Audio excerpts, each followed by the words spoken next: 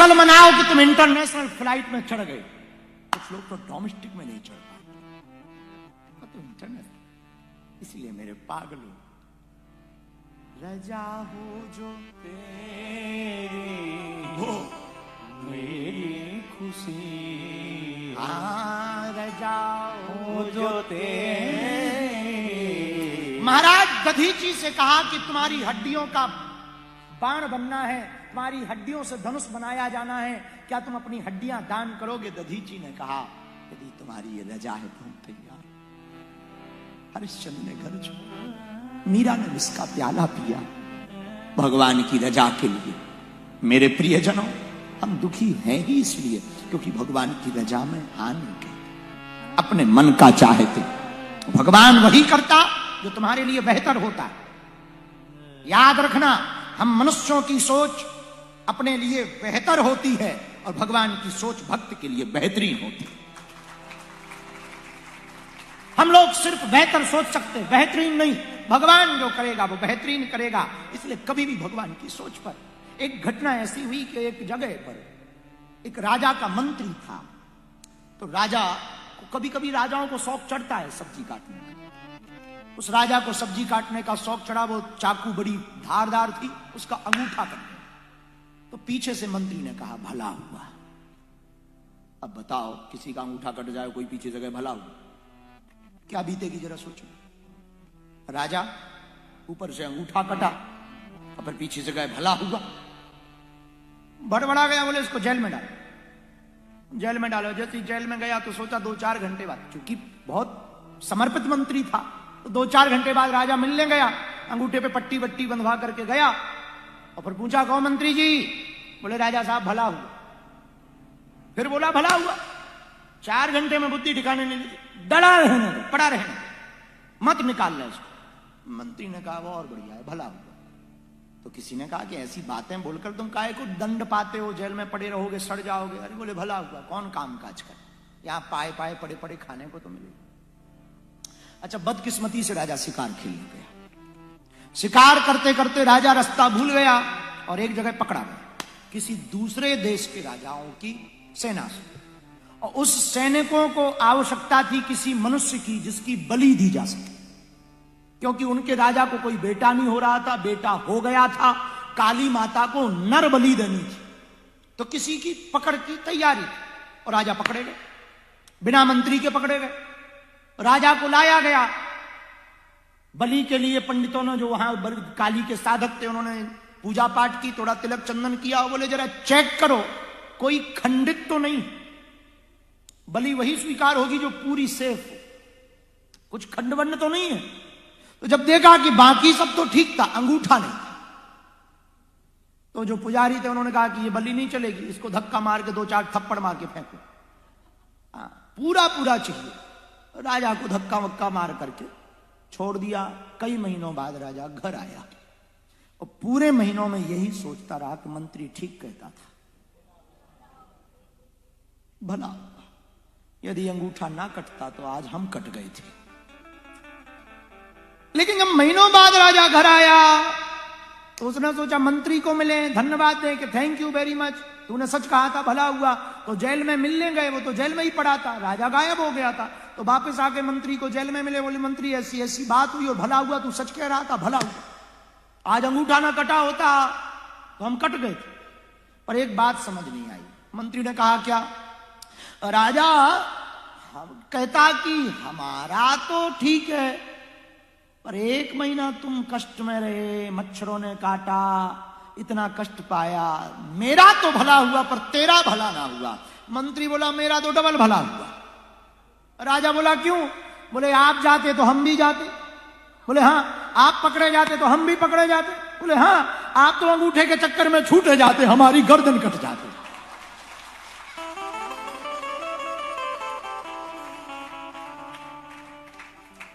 हम तो पूरे सुरक्षित थे ना, सेफ, एकदम सुरक्षित। तो हमारा डबल भला।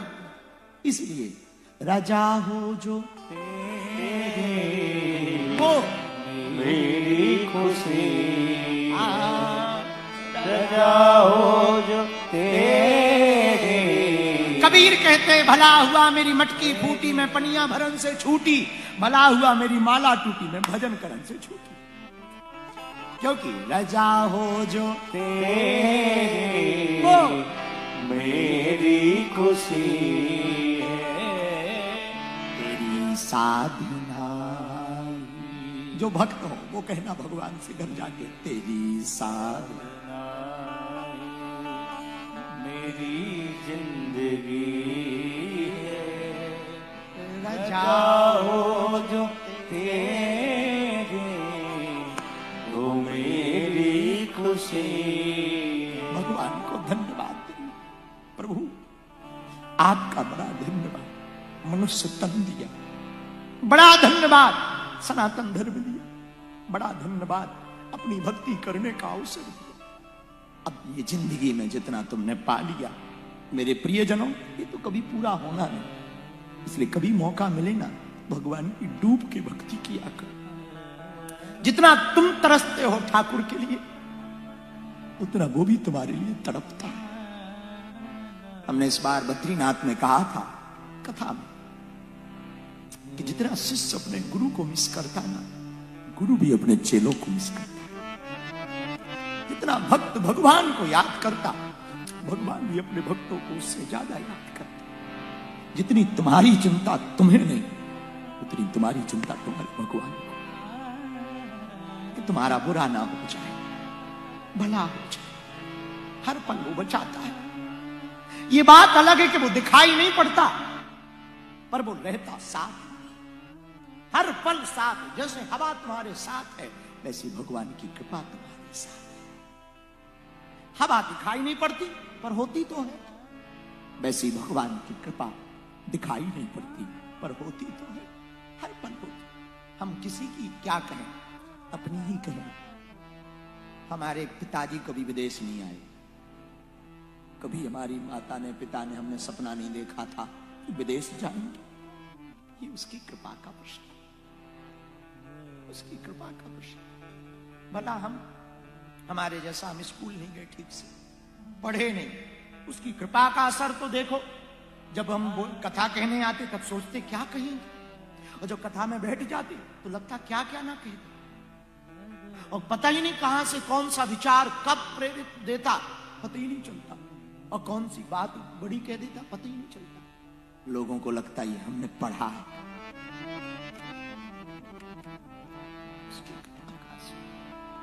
उसकी कृपा का लोगों को लगता होगा कि हम तैयारी करते हैं, कोई तैयारी नहीं। एक ही तैयारी रहती, जाने के पहले और बैठने के पहले। जब भी व्यासपीठ पर बैठते या कथा कहने बैठते तो उससे कह देते हमें कुछ आता नहीं है, नाक ना कटवा देना, कुछ आता नहीं, नाक ना कटवा देना, इतना कह के बैठ जाते और ऊपर देख के कहते आपकी कथा आप ही कहो, आइए पवन कुमार खलबन पान की क्या, आओ पीर बजरंग बली बैठो, जो मन करे सो कहो। हम कल कह रहे थे, परसों भी एक सज्जन को कह रहे थे कि विचार करो, दुनिया में कोई उदाहरण आपको मिले या ना मिले, हम अपना उदाहरण देते जरूर तुमको कहेंगे। भगवान की कृपा का अनुभव करना है कि इससे बड़ा कोई उदाहरण नहीं हो सकता। जिस गांव में हम रहते उस गांव का सरपंच भी हमको कुर्सी नहीं देता था। 10 सालों तक उसी गांव में भीख मांगी भोजन के लिए। कोई आलू देता था, कोई चावल देता था, कोई आटा देता था। तब हमारी छोटी बहन थी हमसे, और हमसे छोटा भाई है, वो खाते थे। जब तक बिके ना थे कोई पूछता ना था, तूने खरीद कर अनमोल कर दिया।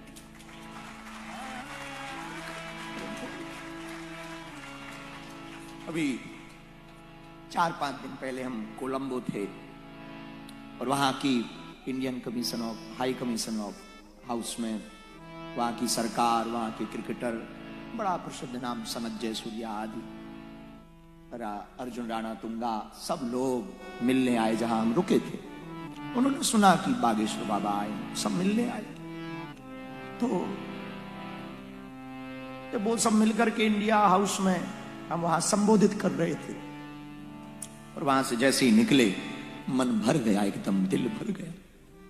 और गाड़ी में बैठे बैठे एक ही ख्याल आया कि जिसकी बाहें को परमात्मा पकड़ लेता वो कहां से कहां पहुंचा,